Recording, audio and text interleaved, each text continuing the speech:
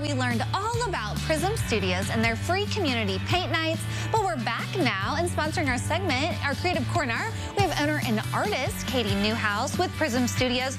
All right, so we are going to learn a little color mixing. I'm going to try not to be intimidated because you are the pro here. So let's kind of walk through some tips here on how to do it. So what we have here is we're just starting out with our basic primary colors. So what you need to mix any color is you're going to need red, yellow, and blue. You can mix anything when you have those. Okay.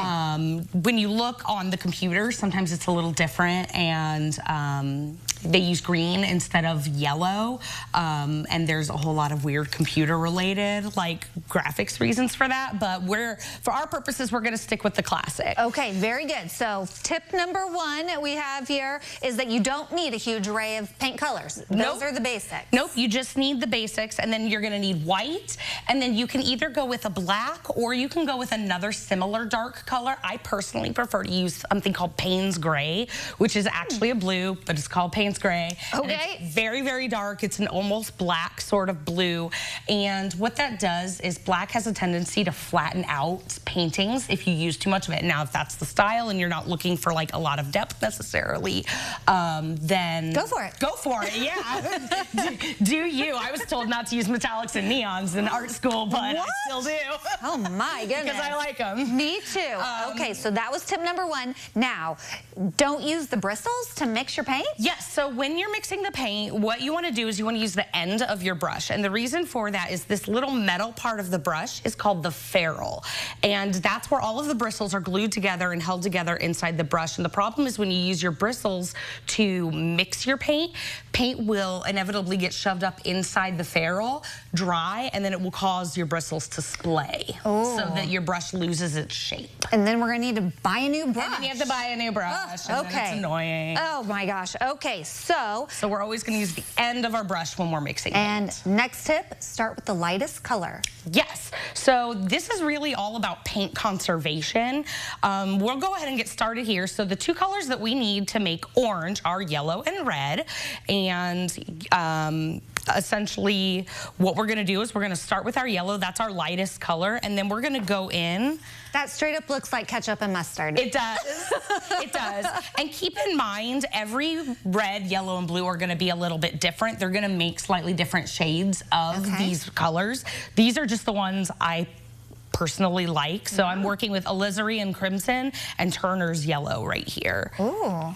And we're just going to go and we're going to mix small amounts of there it is, turn in orange. The red into the yellow.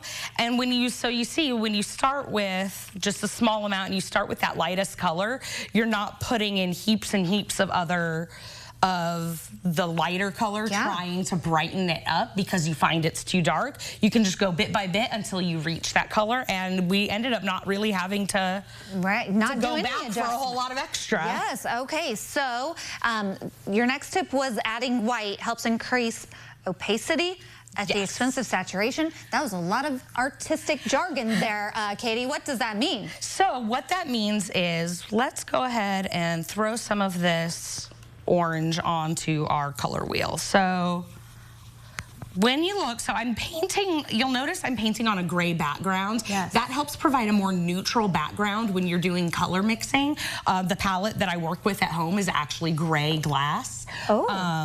And that just helps provide a more neutral background so that you can tell how true the colors are in comparison to actually mixing on a white palette.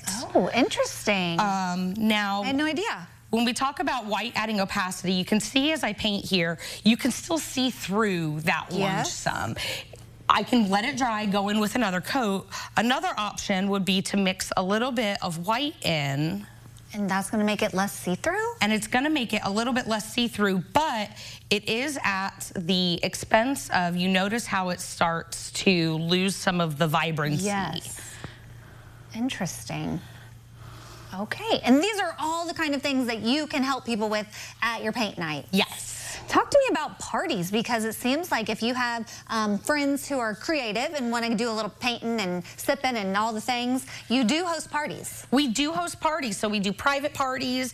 We try to do public events as well. So one of the things that we're hoping to do here soon is get like a Friday night date night regular cycle going of fun, like couples paintings. We just have to find a location for that. And but we'll come like for your private party if you want to have, you know, a birthday party at home, or just because you're mobile. Because we're mobile, we can come to you. Everything that we use fits in the back of my Kia Soul, and you know, we are ready to paint. If you want to go to a public park, that's something that we've done before. We can haul our own water. We can haul our own, you know, everything that we would need to get to make this so fun. Yeah. Okay, well, thank you for these tips. I'm feeling a little less intimidated now, and we appreciate you being here. This is fun. Thank you. All right, if you want to learn more about Prism Studios and those weekly free community paint nights happening this fall, head to ciLiving.tv, and we do appreciate Prism Studios for sponsoring our Creative Corner.